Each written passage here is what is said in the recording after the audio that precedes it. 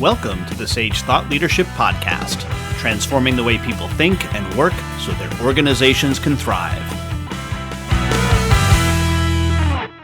Well, hi everyone, and welcome to our podcast. I'm Ed Kless, and my guest today is Arianna Campbell. Arianna is a shareholder and consultant at Boomer Consulting and is presenting a session entitled Creating an Environment of Diversity, Equity, Inclusion, and Belonging as part of the Sage Wednesday Wisdom series. Welcome to the Sage Thought Leadership Podcast, Arianna. Thanks so much, Ed. So glad to be here. Well, let's first of all, just to talk about your session. So I am really excited to have the opportunity to just share some information around this session. We're going to be talking about how achieving a safe and inclusive environment for your team, but not only your team, but also your clients, is critical to the success of your organization. And I'm really going to be covering how you can lean into the dialogue of diversity at your firm. And also, I'm going to be covering some actionable steps that you can take to bring forth positive change. So it's not just about talking about what we could do, but really what are some actionable steps that can be taken to make progress. And before we dive a little bit deeper into that, I just want to pick on something that you just said. And I hadn't thought about this, but you said clients as well. So unpack that for me a little bit. Absolutely. So when you think about it, we often focus on diversity, equity, inclusion, and belonging within our teams and within our organizations. But when you think about it, there's just as much of a need for those considerations with our clients. Just as we need to be pursuing a diverse talent pool internally, we also need to be pursuing a diverse client base as well. It's imperative for the success in the future of our businesses. And talk how that might be a little bit challenging in the face of people say, well, we need to specialize in certain areas, right? Those seem to be or could be in a way countering one another.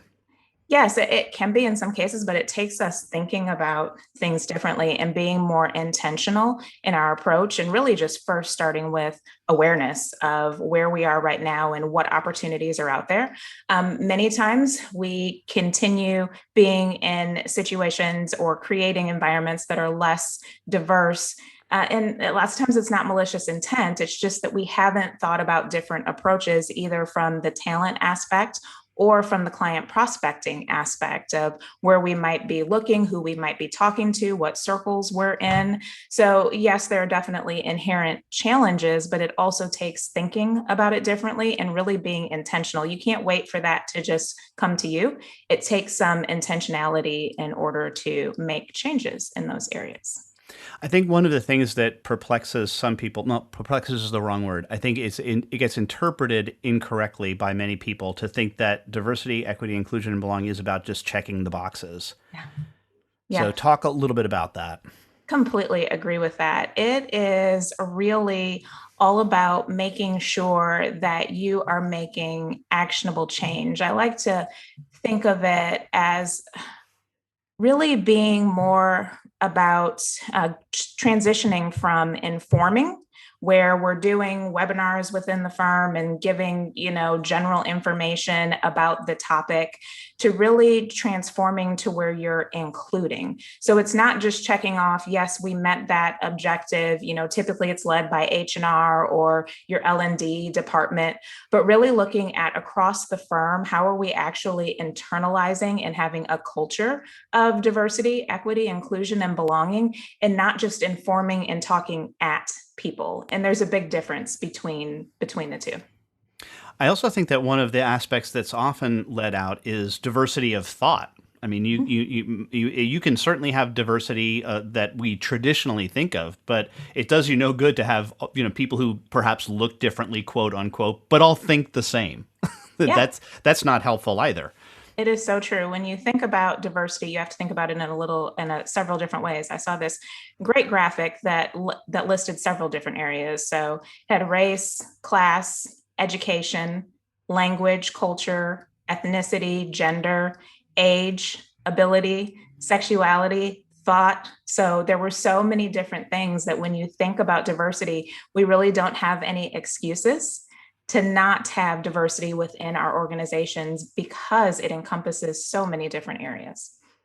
What I think is interesting to me too is that the more you push on the concept of diversity, the more it gets back to me as well. We're all individuals. That's because we're all diverse in a way from one another in many different ways, and it's almost about embracing that and not embracing the differences, embracing embracing the differences between people. That it's an okay thing to have that. Yeah, absolutely. And I think a misstep that is commonly made is starting with diversity first. In fact, often when we list it out, we always start with diversity, equity, and then it's like the inclusion and belonging get thrown in on the end. But it is, from my perspective, difficult, if not impossible, to truly have diversity if you're not starting with inclusion. So, inclusion is really making sure that thoughts, ideas, and perspectives of all individuals matter. So, diversity is just having the presence of those thoughts, ideas, and perspectives.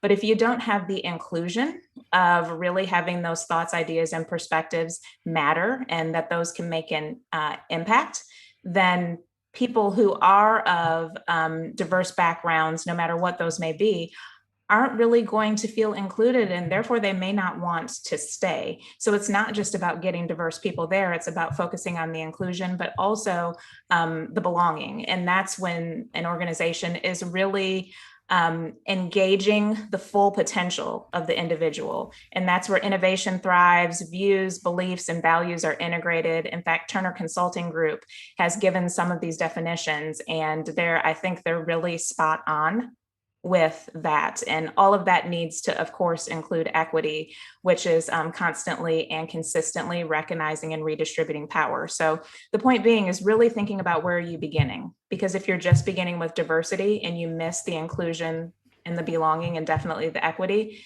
then your efforts aren't going to be as successful. So, would you make an argument? I mean, they're all important, but would you make the argument for beginning with inclusion? I would make the argument for really evaluating for, do you have an inclusive organization? You know, for the diversity that you currently have, because to your point, Ed, there has to be some degree of diversity in all of our organizations. Are we really making sure that those thoughts, ideas, and perspectives matter, that those voices are being heard? I mean, I think a place to even start with firms is among different roles. Are we truly inclusive? Are we hearing the voices of the different levels? Do we value what the staff are saying? Do we value what admin is saying? Do we value what IT is saying? Or is it only the voices at the top that are truly heard? And so starting there with an evaluation of what you're doing really well. It's not walking in and saying, these are all the things that we're doing bad. But what are we doing well? Let's do more of that. And then let's change the things that we aren't so that we can have a culture of inclusion. An echo back to now go work on your strengths, I see. So, Yes, absolutely. That's the best place to start is with your strengths. well, Arianna, we have an exit question that we ask all of our guests, and that is, who is a hero of yours, and why are they a hero? Well, for me, and especially considering our topic that we've been considering, my hero is John Wesley Cromwell Jr., who was the first Black CPA. And so that was obviously a huge barrier for him to be able to cross. So that's who I will tell you that my hero is John Wesley Cromwell Jr. Just curious, do you happen to know what state? I do not know the state off the top of my head, but please share. Please share. I don't know. Yeah, so Okay. I we'll have our audience contact us about this date because we should Well, and I would highly recommend another hero that I have, if I may have please. two, is Teresa A. Hammond. She wrote a really good book, which I would recommend to everyone as a resource. It's called A White Collar Profession, an African American certified public accountant since 1921. So she has the history all the way back from pre first black CPA all the way forward. So it's a great resource. Again, thinking of one area of diversity because we want to be focusing on all, but it's a great resource. All right. And lastly, Ariana, how can somebody contact you? You can reach me on Twitter at Arianna_BCI, or you can find me on LinkedIn at Arianna Campbell, or my email address is arianna.campbell@boomer.com. All right, Arianna Campbell, shareholder and consultant at Boomer Consulting. Thanks so much for being a guest on the Sage Thought Leadership Podcast. Thank you, Ed. Review and subscribe by searching your podcast player of choice for Sage Thought Leadership Podcast.